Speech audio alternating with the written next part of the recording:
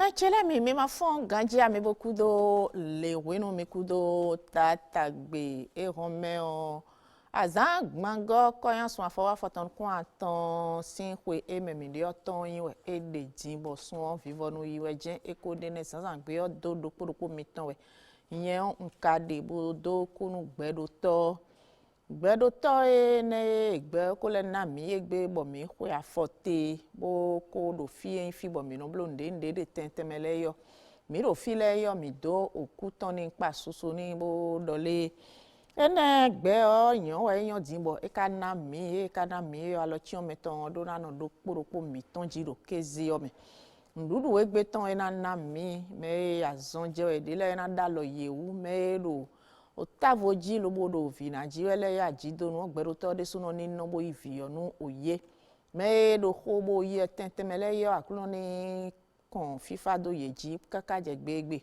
vi ona jete awajije ni ye ton modo po mi bi ogbero to do le ni kenklen bonu renwe me vi debu ma de aye asupa sipo ero te lobo vi yo yero bi ba bo mako modo po ale yo kenklen akulo no mi bi owe bonu anina ye bonu awajije e no no vi me yo yere suno ye ni do mi moto mi doku ton we ti tengbe ton do ado mi bio mi na mi bio we buka kenklen lobona mi ene wa yo onu mese mi ton le mi aka pe bi ora gba iton sa mi kan pe bi oro me yin zinpo no de do bene to mi ton me fi le bi sese sin zan woji igbada woji fofoli vo ihuli gboji zinpo no le da vono tentemele vono de no ze vodun to ko fifa kan le nkan ko bi ora gba mi ton nsa bondo gbenu no vile bi no vi eyin moji no to le do yewe yin etan dinbo mi doro ye mi ton mo gboro pe mi ton sewe hun doku ni egboro le ye ni boku do zan fifon ikuda zo etan ina chenu ye deso me yin gande do hwe lon we tvc benen radio Carrefour nu do gbe mi bi sese bo me kayin wonu su honton le yo ku e wa gon mi de oton mi me do togudo le yo e na chenu mi kudo nu wa e lo gudo ton nino mi no ndende won la sedo mi mi no do kan tewe mi no do hodo nu mi we e na chenu mi town e na chenu mi lo bo nu e yin nu bo e ne we zon bo mi togudo yo mi na ba nu opo mi na mo nu ba we mi ri yo mi kana mo klokloton lobo doka titengbe wo dombo so okwe lobo na wa zan okwe de me ka ro bene to me file yo no e ve ko si hu inu bo mi de mi siti yo mi na ro wi wa ko bi hu inu yo nu kon yi je we e kana donu o mi nisia no vi won su honton le chobonu de bulo o me ko yin po no won su sinu wa kan lo no dale yo afo itan so gbero fi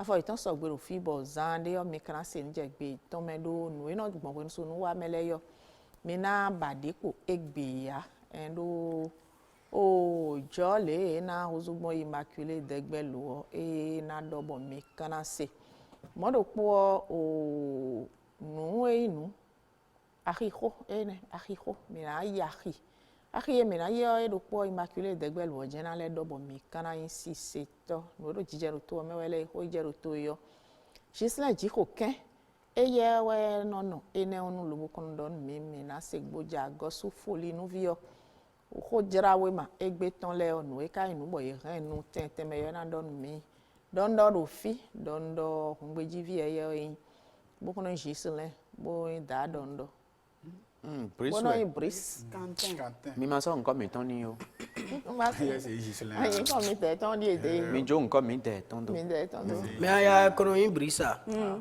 aye pe to bo wa mo be do ko e bi ni to ma mo Brisa no yin Brice le gang ko ho ye no me le Brisa e Briso le gang ko gre batterie gâté e Briso le no batterie gâté ho e Brice de sous le ko je mi odo ma la fi do e fi keke ro sabia o me le gbi portable body do a ici Brice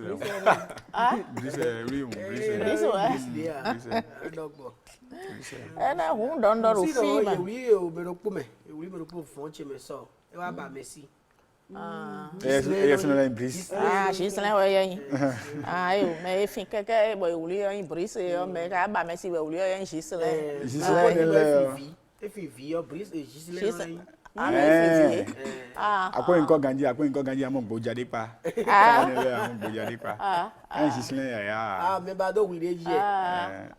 Boja, un chef. Ela mo go jadi pa. Un chef kaka. Un chef. Ena hu ena chenu misia o novi enyi wensu o konton le bo o na donu mi to lo chonu mi na bio no wa meta won o mede men bodo nde vla fo bona zegbon wensu sinu wa jio alo kan do pode bo me o ena yolo bo mi na to khebe na zegbon jiba siki na jenwe eno wa yo jini ena 94 01 18 82 né 94 01 18 82 o Immaculée Degwelo na jino che afonganjia afonganjia metata mi lo ma fonganjia do pe me ka mo lo mi me do file bi kwiwe fonganji bo mi do kutonu ajalo no lo ekudo asoton titembe bando gbe no vi gbe nu su honton le bi mi me tvc be ne konton le ndo sansan gbe o mi lobo bi akunu gbero toro ni confenu ton kon imiji no no vie yin no vi lo no pon we nu susin wi wa lo togudo le mbi akunu gbero toro nu egbe we mi dele mi ton lobo itu ogudo e ni sowo bu ogu ton klo ton susu ton lobo sodo alo menu mi bonu mi ni he wa ko bondo je me yin me bo yin no vi mi ton le ye ni mo lobo modu de me nka bi akunu gbero toro je me ye me baba na mo nu kon yi mi dele ton ale ni certainu ye eropono we do achelo bono blobo de kasi hu blobo be na nyoyi ewetu no viero monji dans les ndo zanzan gbe mi bro mi ni kudo aso mi ton mi ni kudo kan mi ton hi hodo mi wezon bo mi tele do nyopon ledi kan dede ko azaro tvc be ni onu le ndo gbe mi lo mo bo bi akuno gberu todo de we no blogbon wa azode mi ropono wa mo no we de wa yi ni blogbon mo nu mi lo mo bo ndo je mede mi ni ma we do aso mi ton le o gbero bo nu kan yi ni katinu mi tata. Ena chenu se a Immaculée Degwelo o Giselin ji koken Ena chenu ye fon jogun lo beno wume lo do kudoni we do aye won igbedion e me biwe mo an me dam non sole me bi se we fon e rome an ko je me na do de donu glagada maso hondo e kini wendo du daton me na do kudoni we lo na bi e pondo ni ya khelo ye me do ason jili ya wende le bi se jinu azon iton ni igboto eme lo do gankpa mele o ni ya khelo do ko ye ton le ji mo do ko ye me yin taru no lo do alija le jigun le o ko razo e de le ton wa we lo ni blonu e ni mo kan tuntun lo aje gbeto e lo ganjilesin alijinu ni wa iton le bi se ni kwete o no e bo nzi da lo menu braga ma su rondo lo kana biyo ko no so ponto le do ndidi o we ndahwo e ndewe me do lo kan ton lo no se hun e tempon lo dina amisa no ihundi no amisa e ano iye do alien tonji don di omi ko tundo e ji o wa nu yen kun so no hen keke o un e ko me on topa me mbio do alioji o te so de a ni wa no te do alioto mzan fo bo no te alioto de bodo topa te o mo ye wo no we de me prêt we do topa sin mo to me ye we no je we mo ye we no e do sultan o to me so etatan sultan Sultan we na ya matun do dudu tan fly ni do to mi tan me fi mon imam we de me mon pasteur we do topa me e do verse bo hen bible do verse bo hen bible pasteur bible bi pasteur you do anglais do e pasteur bi do anglais I give my church when we be misa I give church mais de le do verse mo redditionné bon Bible pour le me dit mon hier oui non bon mon imam bon mon pasteur nous avons vodou no ko e ye apon on jego ko tombo e ren vodou e to pato pa do bo me ni ko le ya ko ya on do bon to ete bon comment e na se mi je Carrefour Toyota ko e do yon o bi o zo won me bo mi do kwehu mi do yiwe zande o vodou no ke ko bro tu fais noter tu fais de ne bon wedo do nu me semi to les ni khlemi do to nu na bolo clement do pogo na dion mo to na bla lita o vi bo me de me bi se dan ku o tu fais noter kaka nu tu fais na noter o ye we no we a pasteur we a imam le bi se jete wedo do no ye vodu no le ye do ko no jewe mi ko tagba ko me o ye ko gewe sienta bono zo mo ne me kaka buje to uta o me bla lita o vi de boa Giselin nge pono ge ko chauffeur bo o mi ro ko do e taka buje to ta fi be ezemi je temi bali ta o vi debua o e wa cambio mi do me ni le di ndia nu we yo ma do nu e o tada gbe wa do kabi e di nu e me tada gbe wa do e a o bonu amuno ye we no cheti bo passe cheti bo kwe so ama cheti a o kun tada gbe wa do tan lo ba si dan so a che ya do e di nu ma do e wa di nu ma wu e yin lo mejile révélation cheti ba ta sa me o akuno pe to gun medeji ma wo do ngan na san ta du no bo to wen ni ngan na san gbe to de bu yo po fu bu na to wen ni won ri gbon bo kono ji bo do wen nu bo kono bo me bu me bi ku yo ikan no me de sin o do ho tin aka tu ne tu le te o Imam je te pasteur je don de do tada gbe we do mon père te mon père je e don de do tada gbe we do tada gbe we do no me le ni se ku o ni se mo gan bo le gra bo le no ho me ma adi ni nu ta ma o o ni to je e abiolo na kwedo ẹyin dọle ndidi edo yọ ndidi edo yọ ẹzọmọ akuno gbẹrù tọ dóhùn yìí gbọn o fodunọji wẹmẹ sienta dimbo zọn kwaṣo fẹ kaka bọmi jẹ dán yọ emi blali ta ovi àmọ lè kò yẹ sienta. diyan ma le time ndo ponu e me we na zon balita ovio na je o e si ko yin do me ko jete si zo won me do alita ovide le no jebo me do ponu ke si akpo eno sundo me ipole bi ku me do ponu ke ju accident do na je do ju o eno ai ko ba me ipole bi hu me jete si mele o do ye we no hen e da wa so yin do o pastor hen na wa no so yin do me bili mamu kan na wa no so yin do do me de bu me bo so pe ka ma wa we me de na ko wa do yi me alita o mu ko tun na je yo me o lebe ko jete vivi ni chauffeur di me do de ye no me kaka bo mi wa mi wa zo kha yin kaka bo sana ku o te ko mi o hon to ni Ko ta to ka te. Awa zo ka Awa zo de te bo ka. no zen so yi personnel kwa me de bu sam yo zo wo me ka to sana ku wa Sana di e we de egbe ta o. o ndo do lo fo na kwa mi so ya ti chekwe Lo wa papa. Me da papa igan. wa tawe de ọ̀nà jà conference lọ́gbọ̀n wọn lùwẹ́ benin ta sí pẹ̀lú àti ibi ìwé ìdíyẹ káwé Tọpa. O, na chen we se aboku do ta sien goja gosu folinu. o tata mọ̀rọ̀ mi kó sẹ́bọ̀ tó nù yí wa ìlọ wa kúrò gbẹ̀rù tọ́ ẹ̀wẹ̀ ká wa ìtàn bọ̀ mi wà ló wa ìjìyàn yọ̀rọ̀ fi kọ́kọ́ ẹ̀rọ hàn rọ̀ hó lẹ́gbẹ̀ bọ̀ mi lọ́ mi kó hàn rọ̀ pé ìtàn lẹ́gbẹ̀ kó mi mọ̀ kún ẹ̀ tata. Na chen we sta. O, president Yavo.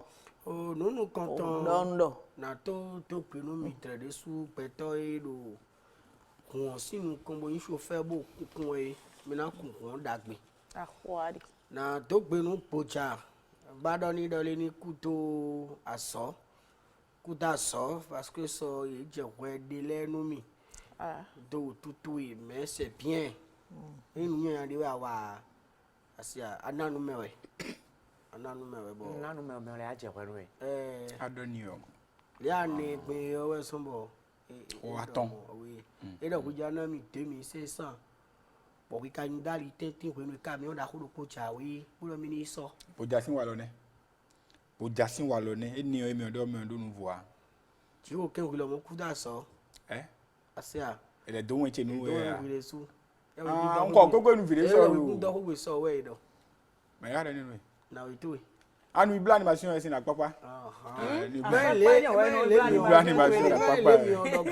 le mi bá tó wá sí fún mi. le mi on be mi gbin yan le do adi ne e ba ni ma so na papa 5e carré. eyan ma wo na no po ha tẹ̀wọ́ ẹ̀rọ bá ní màá na sóde. to gbenu be ne vile bi ma do gbenu sunu wa mi ko se wa kan mi ka wa kan eyin hon mi àti tó yọ mi gan wí mẹ́sọ̀rọ̀ yín mọ́ wíyá di kan tún gan mi àwọn ìfẹ́ wí sọ yìí à. aya ẹni ẹwẹ́ ẹ̀dọ́ máa ń filẹ̀. pa me bi ba ẹ ye mọ wíyá bóyá yẹn. pamende ó lọ hàn tán mi lecturer kan tán adọ́lé yín gbómi gbọ́ pé ìgbé àlè òfin de. eye ya uta bọ́sọ̀sọ̀ nǹkan jẹ́ tó nù kan mọ́ tán yín pípé de ń dọ́rọ́ èdè. eye ya uta mo we si bo ye ro do pa pame me etun we ọ̀kan tí inú kan sí ẹ̀rẹ́ ń ka donu èdè.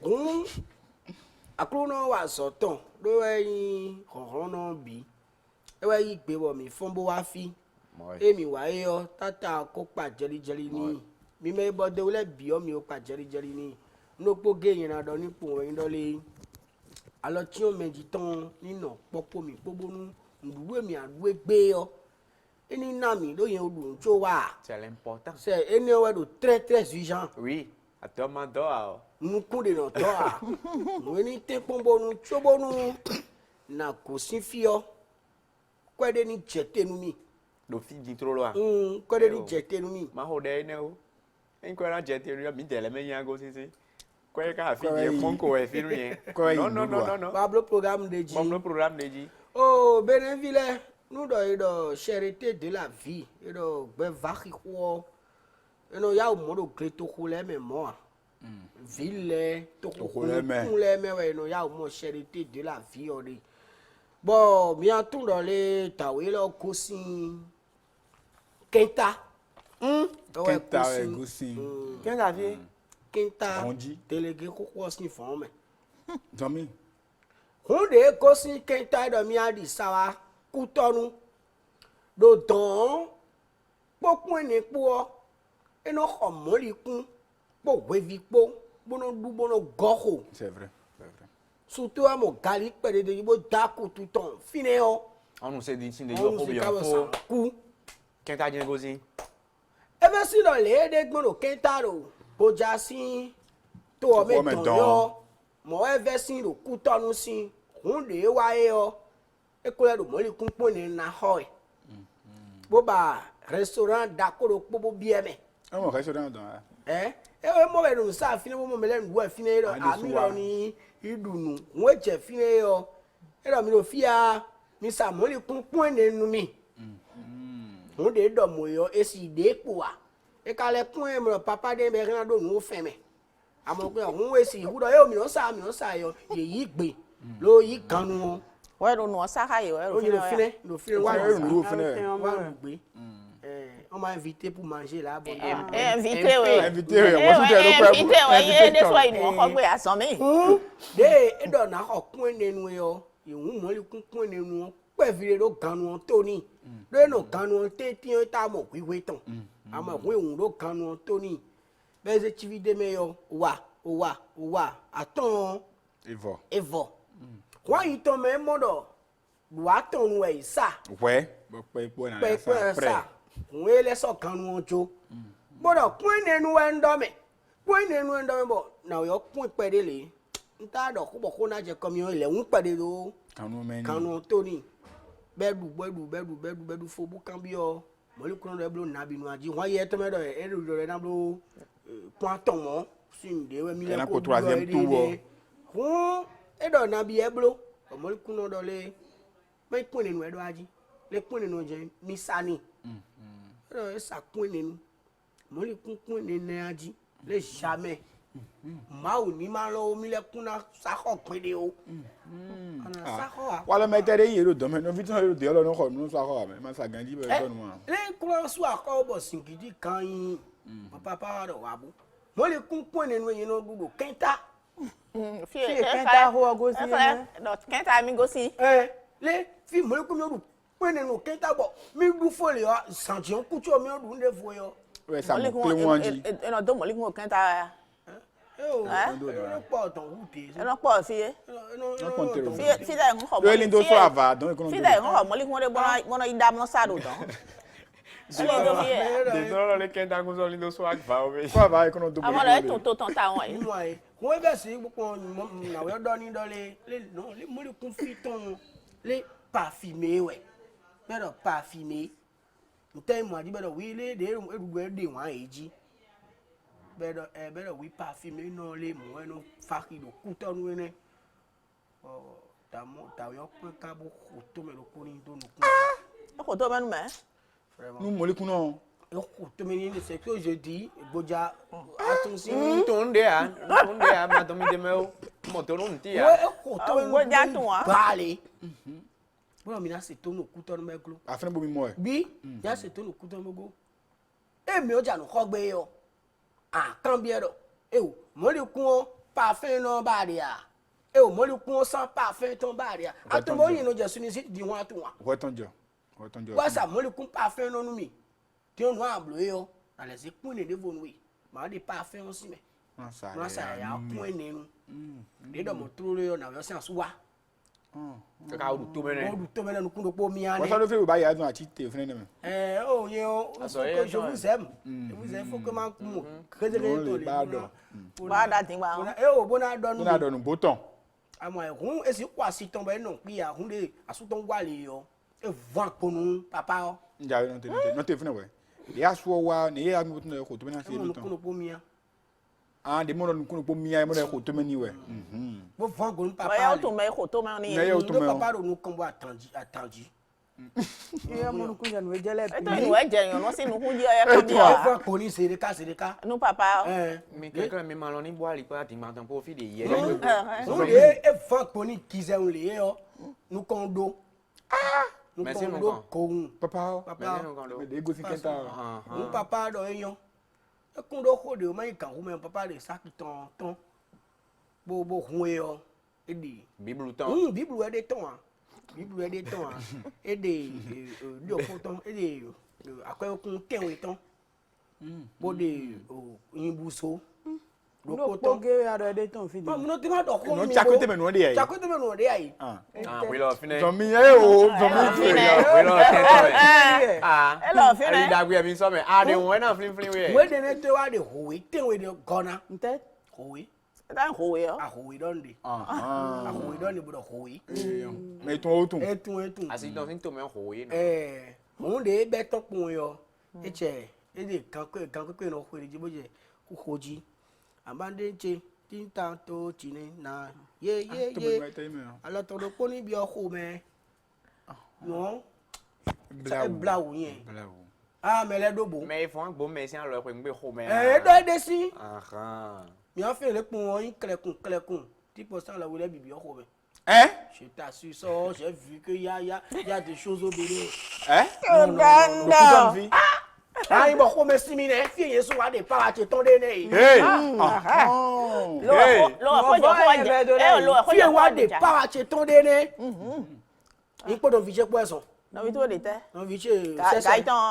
C'est. Ah, no vi to Marcel, se. peut une poisson aussi. Marcel Bon, de te. Marcel. Aha. Il sort Bible ou Ah Admi. non te ma se te ho ya. Marcel. Aizingli. Abeni. Abeni. Marcel de te. Abeni. Marcel. Fi mi amon ko den de fi di. Abeni. Mi fi ba ya. Zo mi. Abeni. Ah, be e be a. Abeni. Abeni. Ani se bi. Bon, dans ce Bible ou je suis. Ai ko gbe ya ka bi te. Hier, j'étais un héros. Ai ko gbe ya. Bible ro keke chi me hun. Be so apon. Ayin bon hun kanten. Ah on vie. Ah on fie. Kanten. Mi si mo de me Bible yo we. Ah, bi wu yo yo. Nouveau Testament to 8. Ne. Bon Quentin. Hun kanten 8. Vamos. Ayin bo sa lo chi lo poro me si an lo yi. Ko meji. O je ndoji. Ayin bo je de oji. Jehovah, Jésus Christ, Saint Michel, oui, j'étais de Alors tu as sorti non. Amion ya. oh. Amion na. On crée ouais ndi wa son blum. Ah, e do akala do mi so alo do me. Alors ya se ti to mele do na tun ko bi. On dendo Jehovah, Saint Michel, Dieu nous bi peto. Yewetin. O ve za lo to wa ide pe. Yewetin, lo bon le pode. Heya, alors ton ton. Heya, alors ton ton. Do ko. Jésus Christ ton me. Alors ton ton. Wow. Hey, wow. Hey, oui, le boulot. Bravo. Le pona ni carré do ima misa. Révérend. Ah, mais on a carré. Hun na misa di ma ba ouverture do so mi de na. Préférant père Dondo. Eh, o ikla me ya de alo ton si ho me yo. Pasteur Ikla me Dondo. ne o. Hun na hun bi. O na mi carré do pa u. Ah, pa wo ka. Ado de go ni bo alo bi o ko me o. Ron de tonu mele bi bo we sin. Préférant père Dondo. C'est ça. Donc on ton ami me lo nu secrétaire a content. Eh o. Ah, Me de bo yo ze plan agun to mo pa mo mi. No so bo mi mo no blo gberi awe fi no ba no yan se mi do no se mi do fi o a. Qu'est-ce que plan ni ton? O asi no kesi o yen go asi che no keso ji. Ah, c'est what on va dire au final. Eh, no famille. No famille. Asi dona fi ko ya no kesi. Ah, no kesi. Wa gba ko lo ta ni mo. E tre ja lo bi o ko me din o. On me di o you know me ministre Omeki. Mi si aye e pon WhatsApp ji bi Mo fi le bi. WhatsApp, eta zapu. O mo eta yi. De ko WhatsApp di o je mi de re a. De ta ka yin. WhatsApp o we je de. Wọ́n a kan din o. De ta ko de ta ko. Ya WhatsApp ya WhatsApp. Ah, wo so ko ko wa za po ko. Ele bi ta le. Ah, wo le bi ku. Wa kan dia na ko le gba ha procure ati toilet on na yi ni san ti ton ga ngbo. Don't we do ade. We da le ni wa di le bi wu. Ah, si eh. Me la ko si si e. We lo ha fo je pa menu me. Me ni le bi. salon enu wa me no tele o pa. Mo do ade si do. Ko da je ade si. Le mi joy di nko tun mi din. Eyin do ko fi din yo. Est yin do nu mi do le mo je le kana wa ya. Adonu je de ku tonu. Est ce on do le mo je. Est-ce que attendez, mi kwa e mo ba to kwa. Lo le da ma so me do meji o si kan ko je no de. Ça veut dire quoi ça? Na mo agun so yi. Ai. On do le de ndam lo yo. Adam lo. Adam lo ko de bo. Ake amro ko do ko si ko abe ko. Yo lo je kana kana. Dion, le do ko gbe ya de yo. Do asan bi de procurer se tole ton wa fi bo ko do we yo. Aro kun pon we. Da we yo kana kun na gba ke yo. Ino mo do mo me. Eso no santi. Amo da we yo e kon fo yi. Oh, procurer se tole ton. Ma si ko me ele ye wa gbere me han. Le wa mo so me do meji kere si kan ko. Tro we yen ku. Bo mo mu don de le bi da mo me do nda. Ma se so biblu anu yo. Cha lo le Le to le. Dondo. Ah, te mo. Era chenu. Nya, bo to ti me go si me. Ah, procurer se tole Era ton. chenu mi de subo mi na yi nu kon yo na flin no vi won su konton le TVC bene konton le do nu wa gengen dede lobo na bedo bene to mi ton me fi. Do o dada gezo mi ton edo dada gezo mi ko tun mi mo jala zentolo dada gezo mi no flin jenwe me bi no flin un dada gezo ya zin pojio blokwe afode un ko no afode go ene odion na sonu wa ton da ilobo na blo bo sibigbe jawe bo na yin aboku sun asanta ton go gbe e kana kunu sin o kwe ene onu nuwa gengen ene ina hunu sinu do agbomero singboji homeone home singboji eyin o dada gezo mi na tun lole mi bi we na ino nuwa ene o sin teme unu wa na be lo si gbigbe jabo yin aboku sun asanta tongo gbe home singboji we na yin kana nde bo e na no mo kaka ije azan wo ene go aboku sun nton gbe to re se won eni bodonu oto ode lobo me de tin lobo eye o alonu de tin bo indonu e ma mo won o nu ba so je mi nu ba so ji ne nu pe ne ai ti o nu ba so ji o ya ti nu ba so we ene nu ba so eji e mi le kun bo mi ai pra nu ba so mi tan mi ai pre wa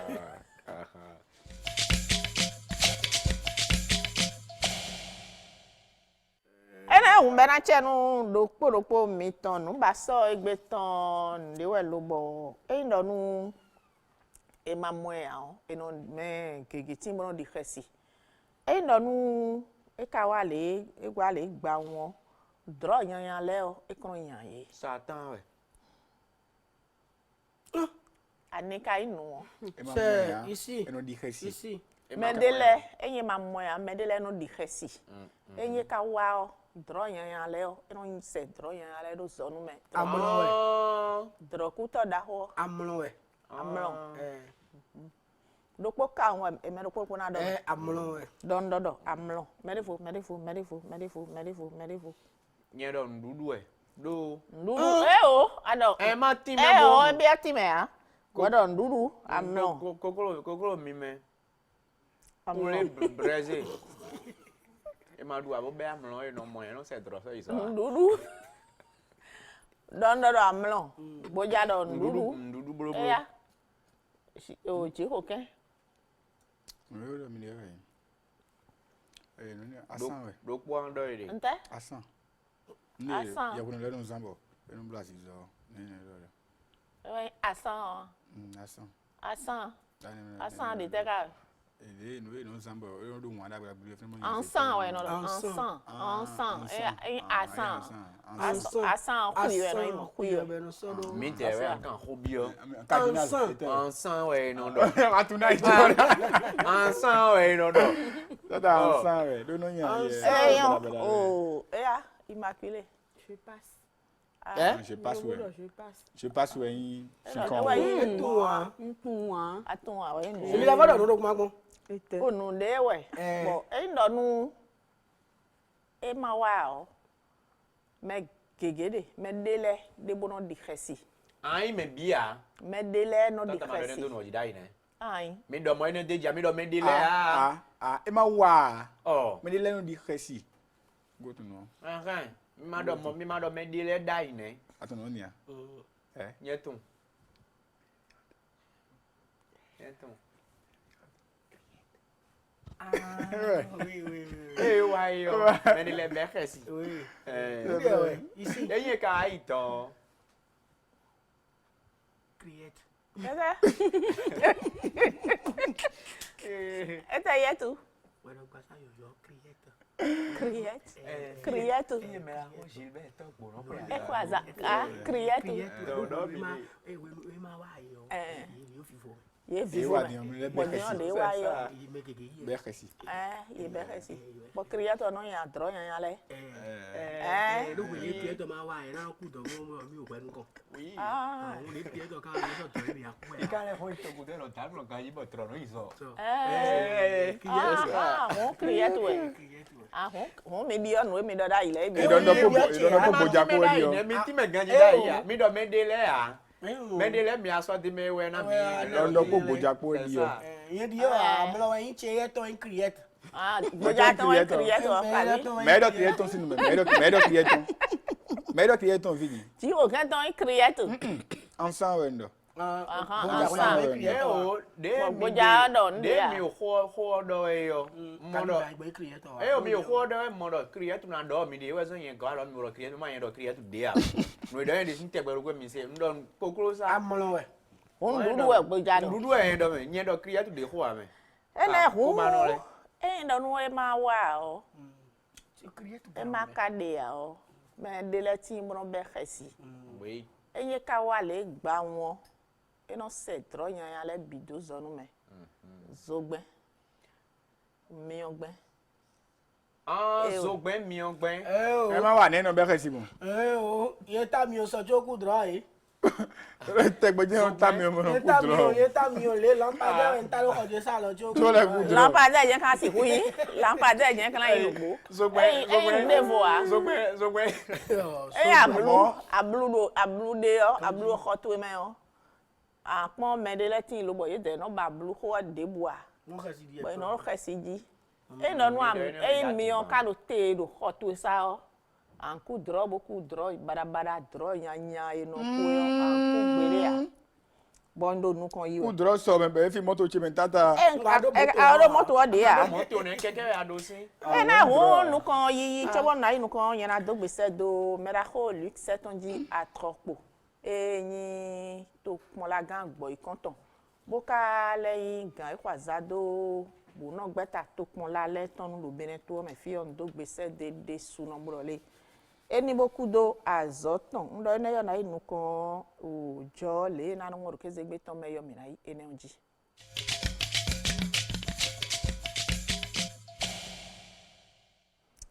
Eya immaculé.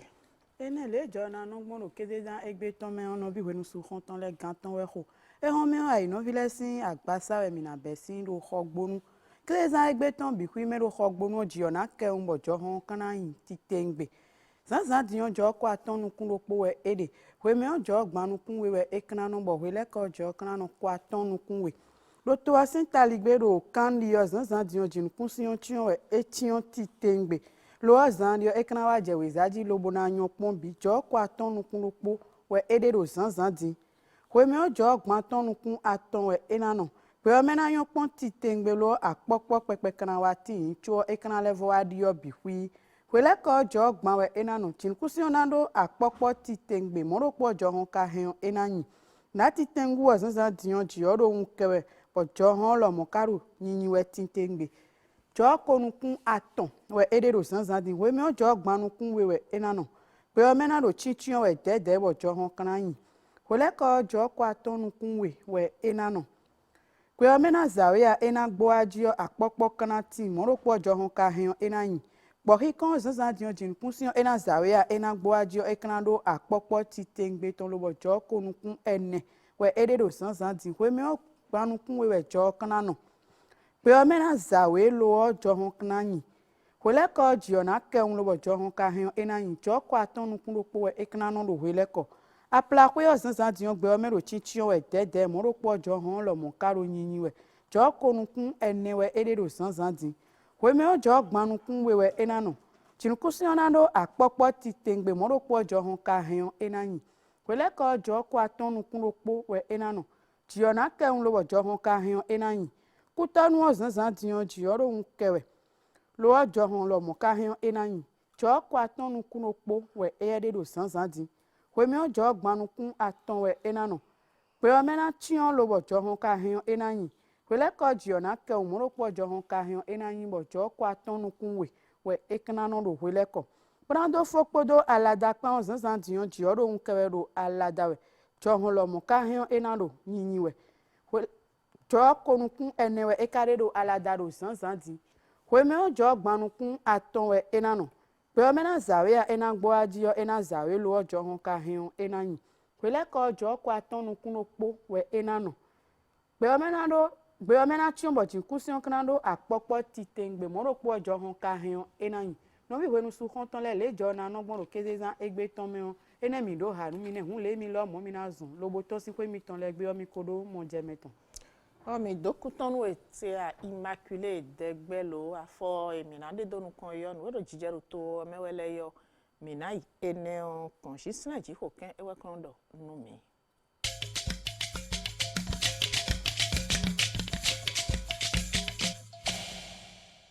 eya dzixo kɛ. Tokora beta lɔdɔ RB meraho Abraham zizino kweton ye dele blokple ye ton gengen lokpo ple ni osin dome ye me yin gbevi RB ton le obobu eton esa fodo nu kon lo wanu do eton me nu ye kendo tajile eweyin sen yoyo edo ndodo somi nu edo beni kungbonjile o ne kana wanu gbon lo mana ata fo sen enile dia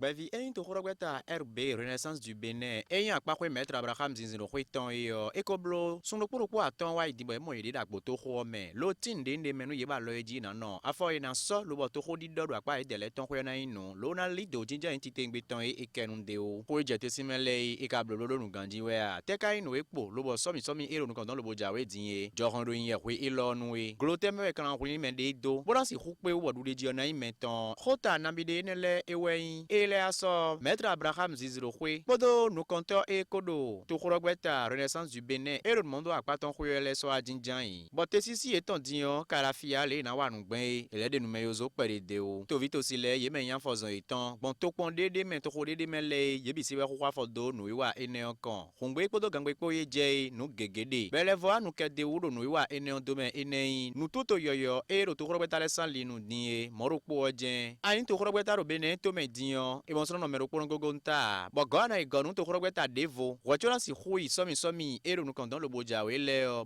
ple me en to khorogweta le ton ero nu mondo ache ipa sian pa kwe beno yodo bloc progressiste ne to khorogweta kwezewe Renaissance du Bénin en akpa kwe maître Abraham zizino kwe ton ye tun lo mina yi sun ple me ene bo ye me wuka doko bo to khorogweta ene ton yi wele e ma se khode buru nu ye ton bo yi sumede mo po won na inu lo na so gbe ya o ple me lo ewa lo wa do nu ganji bo mo je me enatinu ye me na le do kole bo gbe ton ye yawe gbe kando nu tuto ero kwezewe Renaissance du Bénin en akpa kwe maître Abraham zizino kwe ton pwe da ho we do to gan gudo mi dreo mi no no yodo bloc progressiste o me mi ko no po si az attendez fond de so mi va ho do Bel Azur Grand Popo bo do me ma ko no po nu ko abo mi ja po no gbe okoi mi na tun mi de pele mi na do ko do po me moi me le gosin mi me kron ko hundo mi le tenti nu kon di on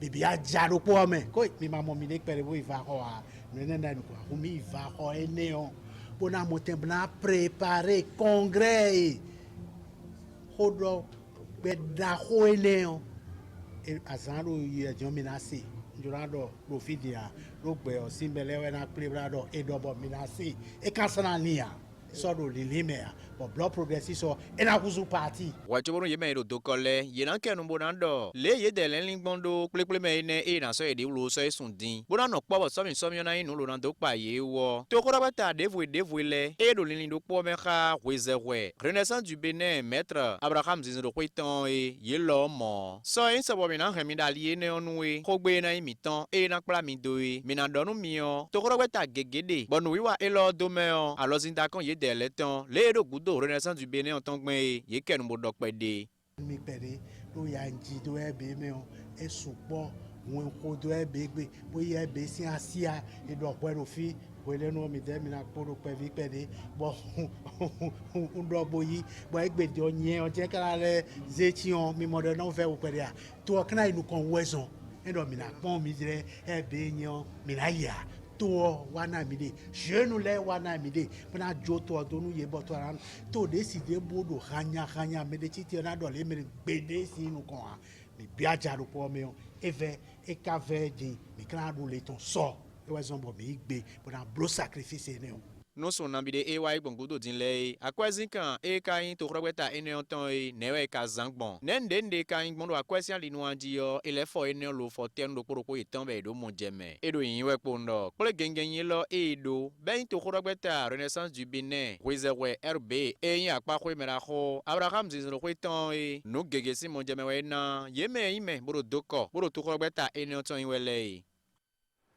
nuiwa gengen do potin beno zero tero fwe tegbe yeme ndo ba toro mo kuti mi ton le san pa ko yo no konto iton le yo eno yilo ye lo no don tun ye apa ko ton ten we go ewe de hwe lo men bo nanji no sara nanga ewe me no konto e yilo loze ajoda sinai ena badon no gbataglome lode ni keke tondo mo witi san linu no eneo eno so no yiwa gengen no poso dai no yeme eneo no le bodo ba no yeton eno afote bo kwe elo meton e bloyi me badon no titengbe ton bo e de ton e inu lo yon me bisese no kume no isara nanga bo tuto da khwelo sin domeo ewe me dajo lo do untun bo paglagla ni do usen la meni bono aida ejijewe no yeton ni la li do rumo e no eno doa kodo taglome e no gba do mo witi san linu dende ton le yo e gbon to gege meta ji o me wigbe oji le e na so e so dajo bo me dede e akurun gbero to kunna be pron we mandali ton we alo no yen zizion do ye dele si be no ba to ton lo no de ton bo to vito si no yen zizan to le gan e lo we no ho no ajo to gan no ken kloklo no ye me dede ko da li ton le bo e tun e no afo lo no afo te gbere o ye me no poro ko kande o e do to afo ton ko we me do me wigbe oji do pleple me e no wi wa ene ton be no yodo o api e sin do me ye bi se we ko wa fo iton do nuiwa ene ondome bo e tunwe ye solo so khleto aje ipa kan we meton e ka ro fini din ro ntuto ton le meon ye me no gbata me lo no donde nde wa do mo witi lijile ye lo mo na ten kon lo do teme dagbede nu ye bo nu yen zinzin e ko yin ye ton e na fon lo na ro kan gbede nu e we bi we nu o e na ten kon lo na so nu plon meten da khoro ko so yan yin bo ye me ne le e ko plon nu gege da li ton nu le e na ten kon lo na le ablo va kho nu me devwe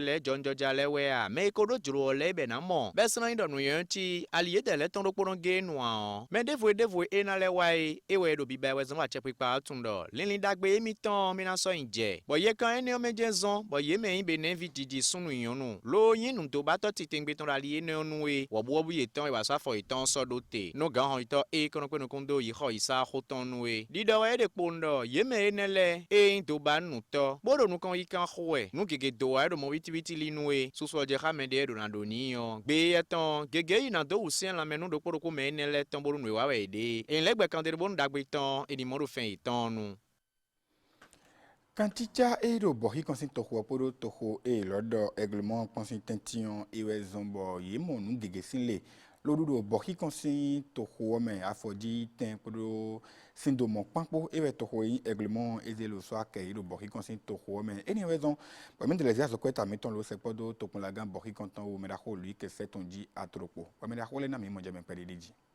mi be wa to kono ni so we ya o ko no wa ga wa no zo lo gba mo wa ngege ti me no blo khami e lo e wa diyan o sin o château ni no kun e kun mo fikire o se je boy kon ton ya o lite bo ya fi don wo e kun mo to ko de o fi azo e na no to ko le e mo si zo no e ko afoji ni we le bloquer ton mais len ko mo kon ton ni bla 50 millions no e blo bi pi e ka ko ngbe diyan o don po bo we lo boy kon fi e na go sin boy kon fi na yi no e o to me no so no gbogbo tantan bo e na pon ndende me le timbo le o lampade sonne no blodogbon e na pon me le timbo informatique o e na pon tan bo me wona lo sun tantan do choba le ko no e na blole o blobi bo azanvi jawe jele me na dido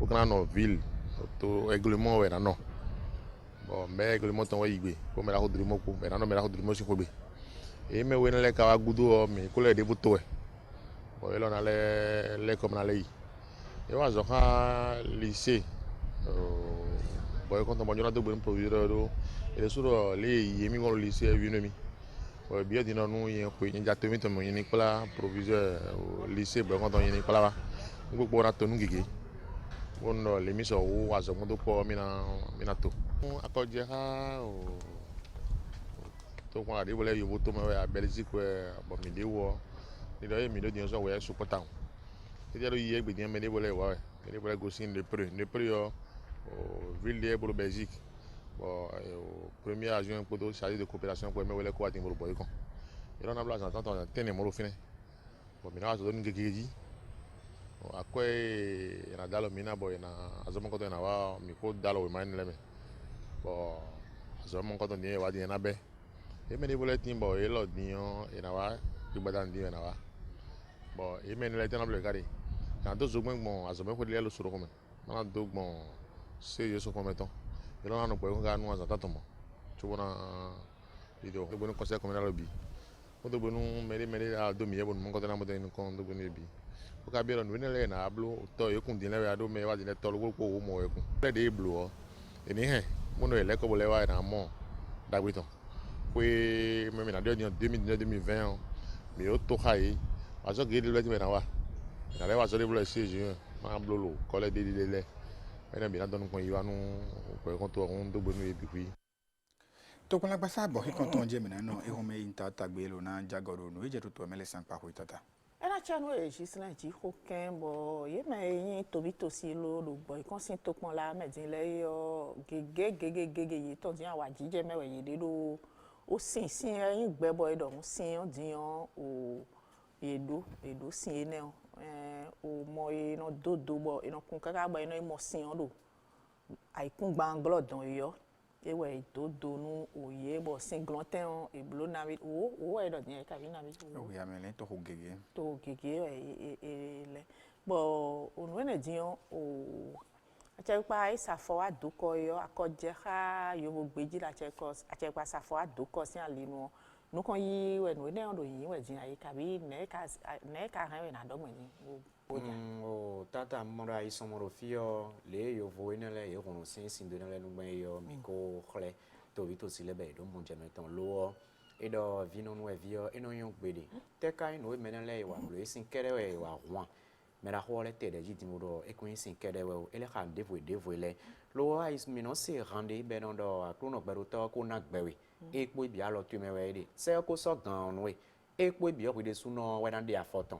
e gan na litora si to e do me de no ya kwa azado nde we so we gan no we a gan yo e ndole afomora foton de we mo to vito sile gege itan ye na fon lo rokudo to e do khade me de bo e kha do o no e fi yi kun o ye ko sin de le din wo to vito sile e fon ye ro sin ya jiwe ye fon ye do o ndende sin rodome be ka tun dagbe ton lo bo ye we lorun diyan me wa dagbe ne no yo ko yi nkan to ma so si bo nu to ene e so si bo nu to ipere pon ahun mo do afo dagbe we lo bo e de lo eyin kan nye mo do me le do me le minimum so do minando politique we a to ko do so do nu bi se me we o e a ko yin gan bo amodo nu kan yi to e lo ton si tame mi gando yo so to khodi do dak pa ro pokwe lo khonu kan yi kan bonu to vito sile ko khwa lo nu yo wede fonu wa bono le ale wa nu kan ite na modo a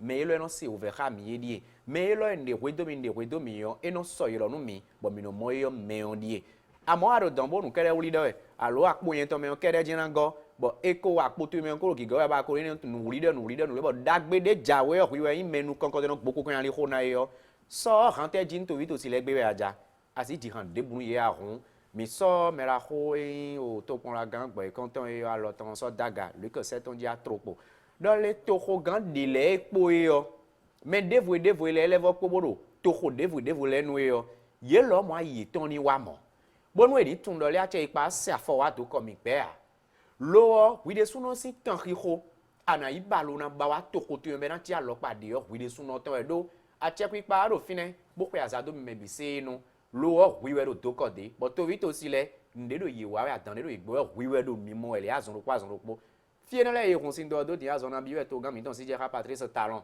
eyin so sun ro po me na biwe di sagbon ko en le me eyin so fo gbe gbla do po me na biwe afoton te ko en le me anamo an eyin do le nde kajo ye ma ye ba sin po fine bodo gba sin ye do nu nde nu we wi me yin to ko gan ko me gan je na be sin we bona kon ka bo ko ya na si bo to vere na yin to e komi na biyo kpondo ban so no te kwa che pipa eni ma so do leje na ikwo cho bo mi na wa dagbe nu kha mi te nu kon ina ti hon eni ma so no do mo e ka ida to ko di do da pa ro pe do ko bonu e gan ton o ko mi am lo politique tata je okay mo do ko boja bon gegeji me yen gbedo me ton na yi me ra ko lui que c'est ton dia trop pour Kérégon lo mi na mo do no lo ndi do conseil communal indo e yin gan lo to ko de nu engbeta kende ko di duro me po no tite lo ndi da karafia ya mede no lele to me bo no ze ko no da teji bo do ko ton le no kende bo no igbe na we pro na che ton to pon la gan cho bo no iblo to me ntra ide me le san gba sa lo mo je me no na che o me inde me no kun gan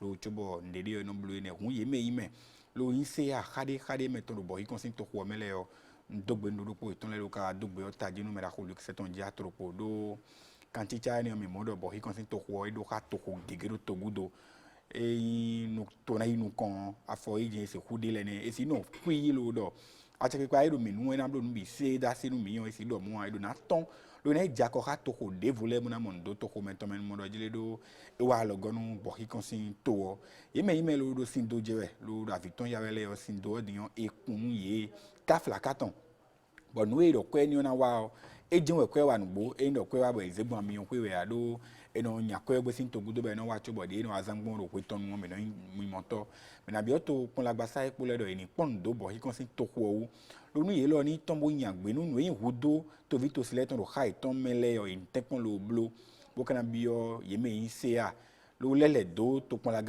gan de le do nu wa lo na don to so inu kon jan we hun eyi gbe na e ma kon do apo meton me e wo nu e lo e jawe diyan to pon la gan mi jo do be blo nu o mandat wa fu to vle na ku aplo na ba do e o mi level ze do fune ma ren lo gbe da se ni on ni enele ni no gosin ayi mi to me nu wa lo na don to so inu kon jen we hun e plado lo ze alo ya gana nu to vito sile inu mo ko do sa fun do ezemi se do don ezemi se do don e nde wa lo na yon e na don so e go do ezon se mi do don to bi e u ve me idile o u ve ni le ni bakpo lonu nu eyin hodo iton le ni mo we so me se mi do don mi ka je don ko iton nu won tele wa lo yon etoli to pon la gan ko mi ko ma no gboro po do we awutu o e lo yi gbe na ngbe e ko le wa diyan mi ta dubi kete bo mi ni le e don to so inu kon do nu jo no wa no do e na gba university ni do to mi mi no gbero mi kun ba o e na hen zo gbe to mi kun ba o e na kun sin do mi no mi kun ba o e te ba mi ni town lo ize to blessing for so mo do jile do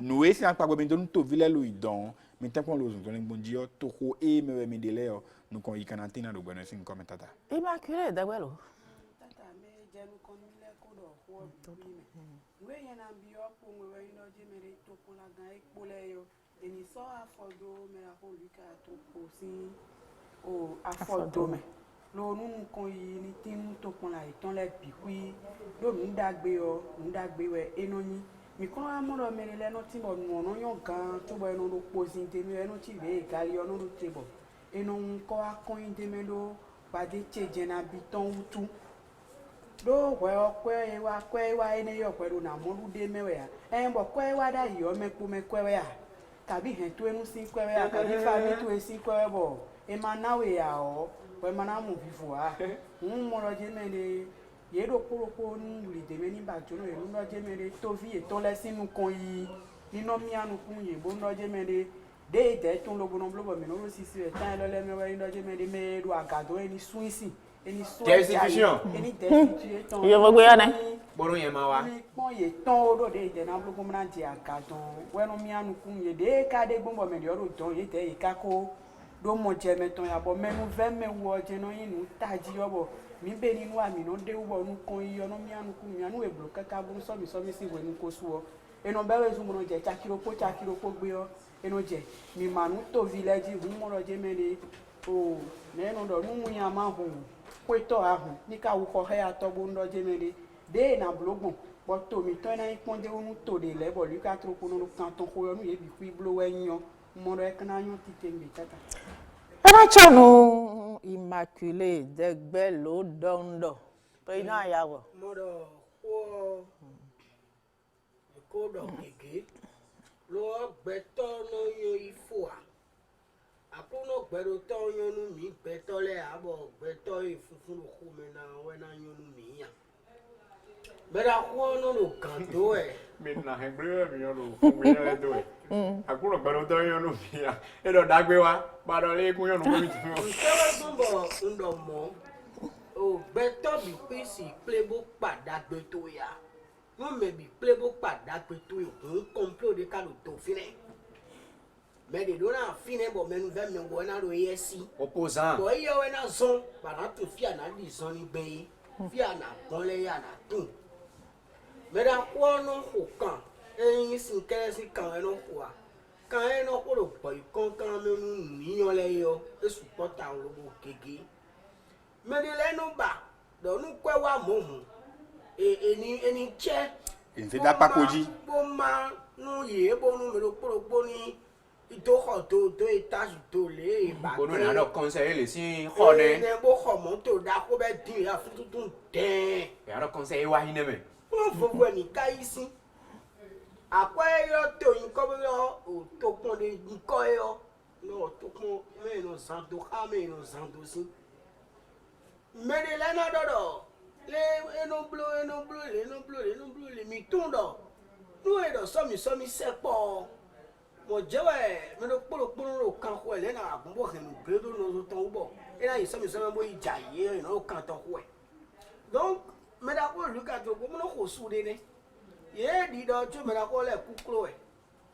Ẹni wú ni bá wẹ̀ ní dá yá. ẹ ò dó yẹn lọ mẹ́ ndọ́ mi ó nú èlò yàtọ̀ mẹ́ ẹ̀ nọ ndó sùn sí. Ẹnu ọdún ní pọ́n. wọ́n ekele dọ̀ mẹ́ta kó de sùn reproché de nu de àwọn ẹ̀sọ́ bẹ́ẹ̀ náà ntọ́ dá mọ́ náà yí wẹ̀ yẹn na biyọ́ mẹ́ta kó mi tán rick sẹ́tàn jí àtọ́pọ̀ na dɔni dɔ le akuno pɛlu tɔ na nɔ kpɔxɛ bɔn n de na jɛ a ena du wele sotsi na démissionné nu mɛ du mama ena du wɛ o evi ta mɛ vi tu de. A ka tó ìyá rẹ̀ pàṣẹ mi yà. Wẹ́n ní wọ́n sọ títò mẹ́nu ìwà yẹn ní ọwọ́ ayé yọ. Bẹ́ẹ̀ tẹ́ ọ̀kan tó sọ lẹ́mẹ́ bó dọ́lé sí ìtòrí ní ọ. Ẹ máa tiẹ́ kọ́ ẹ ọdún wa o. Eɖɔ ta dɔ ɛ ma kun do emi gan o. Lẹ́yìn máa tiẹ́ kọ́ ẹ ọdún wa o. Nu eɖɔ yɛ de eɖɔ si do dzawe do xawɛ dɔn wɔnyi gan tó sɔ bó gbɛdɔ si kuku le eni ma kun o fi na mɛ ne ti Mais o do so na bi sisi o ka ka tɔmɛ yo. Sin ko tɛlɛ kɛ. Ẹ ọdún mọ́tò wa kẹ̀kẹ́ Ẹ ta bu. mi Mais máa o do tiẹ́ so na bi kọ́ ẹ sisi o ka tɔmɛ yo. Sin ko mi máa tiẹ́ kọ́ ẹ tɛlɛ bẹ́ẹ̀ kɛ. mọ́tò wa. mɛ ne di o est ce que tobi lɛ n'o ma mi kɔtɔn lɛ do na de tɔn ɛ tobi lɛ do na tui Ìyàwó yẹn tẹ. na de gba bɔ tobi lɛ do na tui parce que eɖɔ si dzawe mɛ lɛ do si vo sa yɛ bɛlɛ si dzawe. si dzawe. Ẹni tiẹ́ kọ́ ẹ yàn kọ́ Oh, mọ́tò ça wa. là c'est la sorcellerie. Cinco wa. Ene o e o cinco wa. O cinco wa bi sese bo. O nu e wa epo we yo ko e mi do temele yo ko mi ton jijen yin lo na no po hun mi bi ogbo kan sin topon la gan de do kan van e bo nu topon la itan le na do nu kan yi yo mi bi yo epo ndo yi ma do to gbogbe o. Ponu ale o evokpo ye ni do yi ekpo pedu tore su no nu mesele bi sise kan no o mi ngudo chonu na di nu kan me na ya jogo sakle nwe chubo na wa ye ahi Voici pour vous un centre par excellence pour pallier à tous vos problèmes de santé et vous permet d'avoir votre passeport santé. L'ONG Joie de Vie. Azokwe Nazo, Lobo Lometuna no Ganji Edi, Azonte Jeweadi, Amlumandoea, Kabin Nutiko, Django Jan, Azwe Lodo Iboroide, Iwu, Bedi, Tension si Azon Jeweadi, Kabi Rometwe no Huzo, Kist, Kabi Fibrome no Dotabanui, Fito Kouadri, Dobo Bonkado Sapouenier, ONG Joie de Vivre. De quel mal souffrez? Venez à l'ONG Joie de Vivre, car nous sommes capables de vous apporter la solution idéale grâce à nos soins de qualité exceptionnelle. Ce n'est pas tout. L'ONG Joie de Vivre dispose d'une salle de gym avec des appareils de dernière génération pour votre bien-être. C'est aussi le traitement par la réflexologie plantaire. Quand gosi tatemeya potemewe do tabac, sous nous pouvons kabi, nous pouvons nous boisson dîner gedoa. Yobo de faiblesse sexuelle. Et où, nessiatique tuek beazo, m'ava hopon. Fitelewe, kade, ayi kome anamo ye, kutanwa ye do kutanwa, kada vio ye ton, akpakpa, portono voanamo ONG Joie de Vivre. Alokan et tomba à des vlavoa, yolo 95 38 17 17. ONG Joie de Vivre. Aina ito, diofi, dada bedele, yenanu kotoe, miwa, lonu minadoji, lona dosoto e chawe asoma jemaje, poto ONG Joie de Vivre pour mime piminado yabi.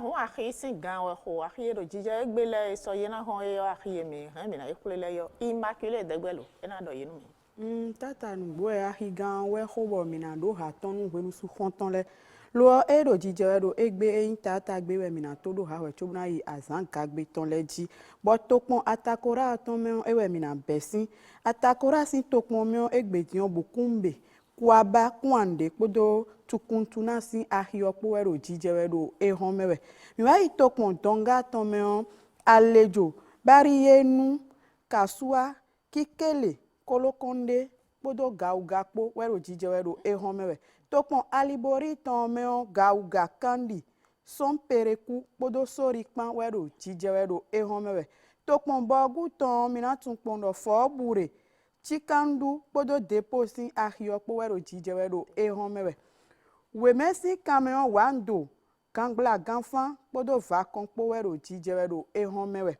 tokpon plateau tomeo aba adigon feute ifanyi kuti podo takon powero jijewero ehomewe miwa hulenu agbata alada desa jeganto panito glojigbe hwegbo tangbo jevie tokpa dometori bosito sinvie podo alada kpanwero jijewe savisi ahiode suro jijewero ehomewe miwa imono meo grand popo ro jijewero ehomewe kufo meo dogbo podo hlasame kpanwero jijewero ehomewe tokpon zuton meo aguna bante nwehi podo soen ganji powero jijewero ehomewe miwa isokame bonando fo eyin ahiero jijewero egbezangbe leton yo tasa zume podo la otansi ahiokpan wero jijewero ehomewe hun egbeton yin tatagbe ene mindo monjemetone so yin azangagbe yo tokpon atakora meton je minale besin kobli keru natitengu sinai sire takonta podo tobre powero jijewero ehomewero atakora na jero so ye na hoye akhi na je so ine ngo tata hunde na jero so ye na horo tokpon atakora tomelewe yin kobli keru natitengu sina isire takonta podo tobre po ewe na jero so ejawe boyin azangagbe tokpon donga atomeo birni maro na jero so ejaye bugu kopago patago podo basilakpan na jero so ejaye tokpon bagu tomeo derasi soka tepolo monajero so ejaye tokpon alibori tomeo gumori sinande podo turakpo na jero so ejaye miwa iwe mesi kameo achupa avranku hundoto hozen loti misrete podo ajarakpo na jero so ejaye tokpon plateau tomeo banigbe ilara modani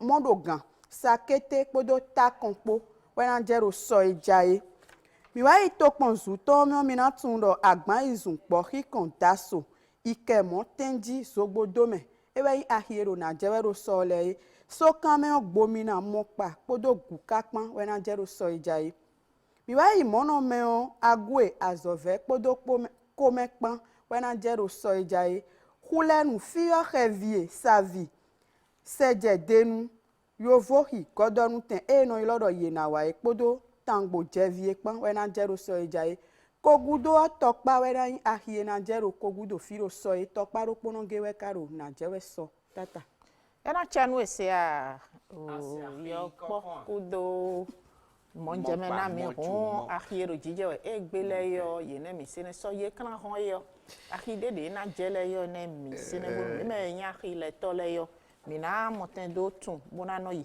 ahi enele bo mi to kuton we ta nu kan mina yi nu kan yi odiyan o ni do ajogbasa don mina le clean we chobo hojira we male o agosu ho do ko do fio ina kan mi.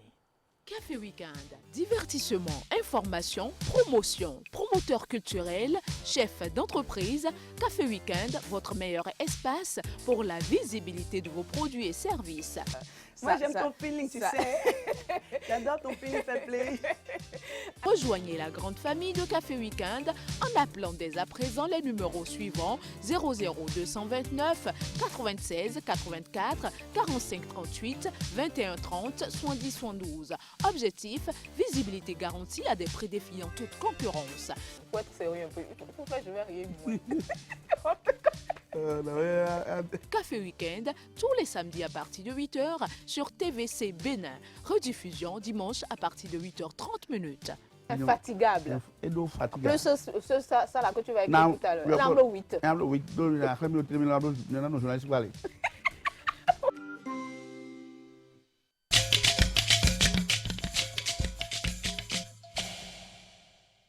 Boja, ea.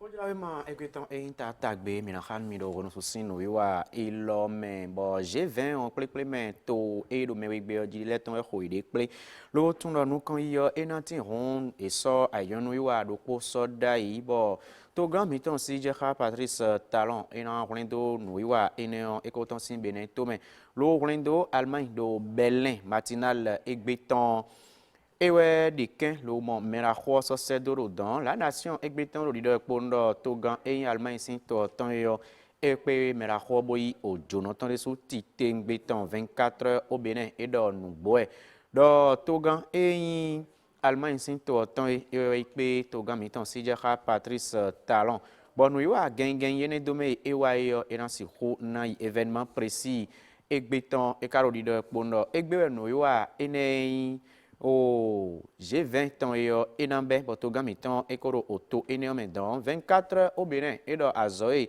do demen ngasa dion demen ngungan mera maître Adrien Rongbedi e wa kakaton fiegbe ni e fo kege lobodora no ye demen le do gbeso elin holo wego e no dodo kwe elome yo ye bise yeyi ogbena la nation egbetan le aken nu deu do noei maître Adrien Rongbedi ton demen ngungan be e wa do sin bibeme kakaton fi egbedin yo gbeso eni osin to domeo edo orando poropo yetan matinal de sudo yebi se we for alo daga lobo igbena la nouvelle tribune wa di de kondo yeme yin demenu bo maro gbero ko do kha a chekpa we a maro gbero ko do kha yin demenu di lewe ayo gi mi tokpe ero tenti te wa di de kondo to eran ple no du gan to eran ple non pache sin walo e mi do yo meraho e yin deme ngan e maître Adrien Rongbedi e de suno aloton de bo nu mon kodon e doro o vivant o dav o do yo atan mo e la nouvelle tribune egbeton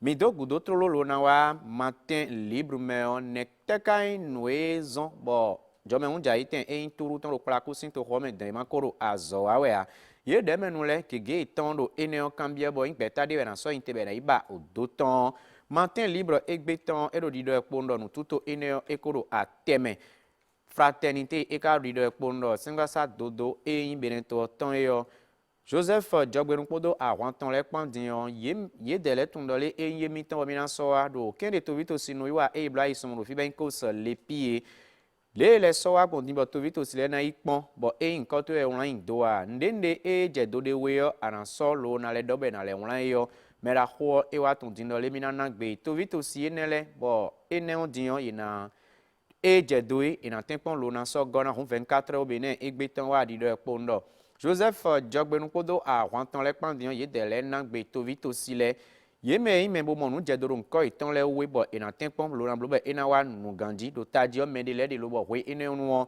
ye dele ye blo e inko se lepino wa ina ido nko itan le we ma me ahun ele na gbe men le desu bo ye desu no dian ye ren ina ido nko itan le o we ma me 24 o bene bina do godo lo na wa la nation bo mono kame don dian gan hon itogbasa e no pe nu kundo ho e kan to vito sile so ren ye o pepe Oho no yo kando eton ero don yo no obo de we ebe lobo ina nyon no beta edo odon le be ina khoi ina do akwe e zando no wa ina do me din livi do koropo aizen ewe sinu ewe kho lobo ibe jonu onaji no ina le nu kan iyo ni tin do omono sin o to pon me bon matin libre egbeton mi le wa me on ye alo edi ina ye merci no plan mento e a khoso no ida zo me bo bankada chede do o a khoswa gan joko khota ino ero vakate ino le yo e no tempo lo na yi wo bo buton honu tuto yo edo alieton no di energy we na zon lo na do yi de le la nation egbeton mewe minale wa bo eyin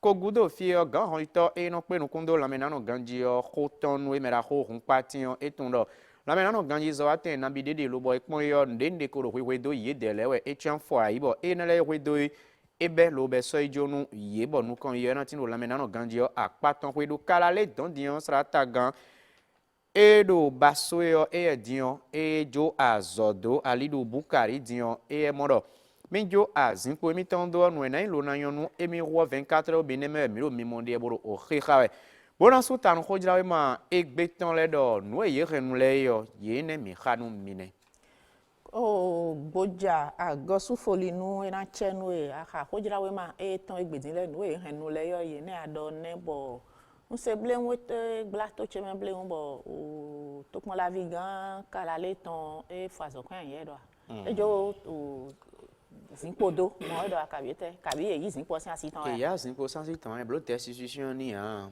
yo bo gbe na wa zo ro fina ya yo bo gbe na wa zo fina mi ma do ho zan de dian bo ke nda tropo ho wa bo do le so ho ta inte o e na yo me de nu kume na yo me sin nu kume e kan le na me de nu kume na yo me nu kume we no e do ero sin do na kume bo e ma jro yen bo ndo le we na blo gben be ma jro mi ya bo mi do le mo je na no ma yo e ma gboro yen ton je an na do na jo asin ko mi ton do sin hon mo do le ene e mo eyin do kalale a lo mi mo do ndende jina jedo tí o me ra ho na ri do le mi do asin ko mi ton jodo e won e won we ma lo so se do o me ko azado nu ton e to pon la gan do le mi pon e yo asin ko mi ton mi gbo jodo mo e blo o ti o kan yo sin ko do ma ero beta de me lo nu de wa nu beta de ma yo nu ku meton me e do a cheton lo bo e na go sin beta ni o me eni o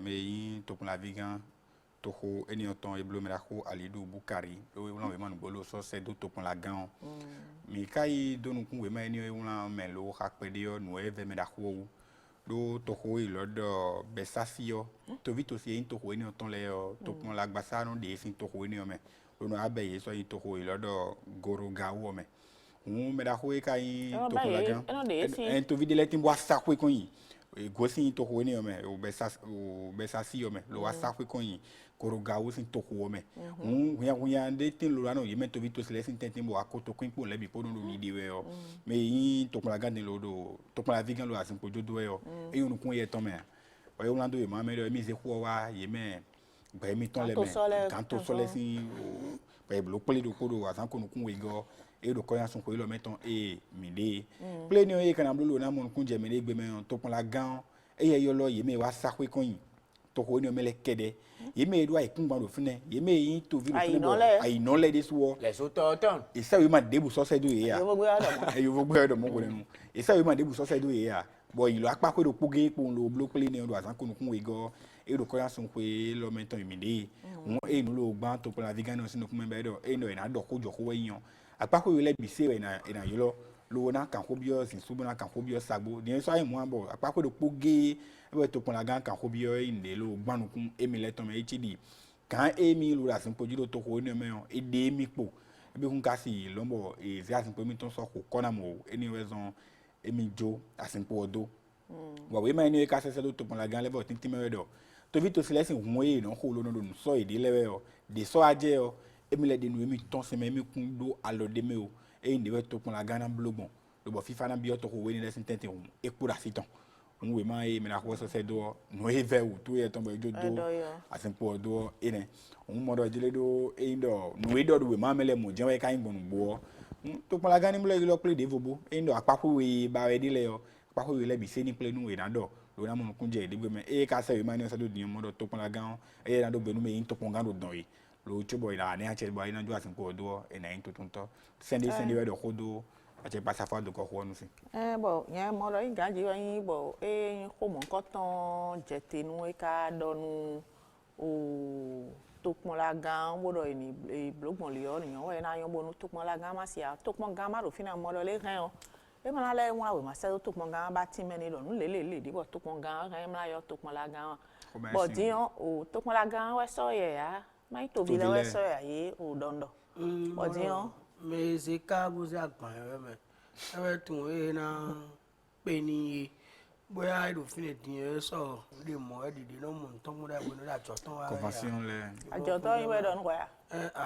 ẹ do yibu je sin do yibu na do gbo le kun ni re apombonu e ko e mo no me be yan ya to ni e lo won le lo dide epo e dide epo e o fo mi ke so kan yan e ma so kan yan be do ko e ran ta sa pe tan wo e mo e gbo le ko inu no wa da yi kan yo e na pe ni wo son bo e gbodo mi na jo wa sinpo eniyan to lo moro ko ewe so be jasin po odo yo moro e do mi na jasin po odo jodo a e do mi na jasin o won se do gan o ma igbe ni ne ma igbe na yin je ma jo go jasin po ya do igbe ni ahun we so be blu mo yin moro nu de ma che do nu ejije to o me tin yin do ni do sunday da si nu ba ro na pe nu kun de wona ma pe nu kun de ganji agbo nu ku di wa tan wi me nu kun tan we no so so jinja yin we I don't know ejije fina ni o òkú ìpópópó ẹnu jìyẹ. ne kuyi na so jẹ́ yín wẹ̀ ló kuyi yín kàn bó pàṣẹ ní efin bọ̀ nígbà yìí bọ̀ nínú nǹkan tó ń jẹ kuyi na tó yíyan David gan kuyi ọ̀wẹ́ David gan wọ́n yí jíjọ́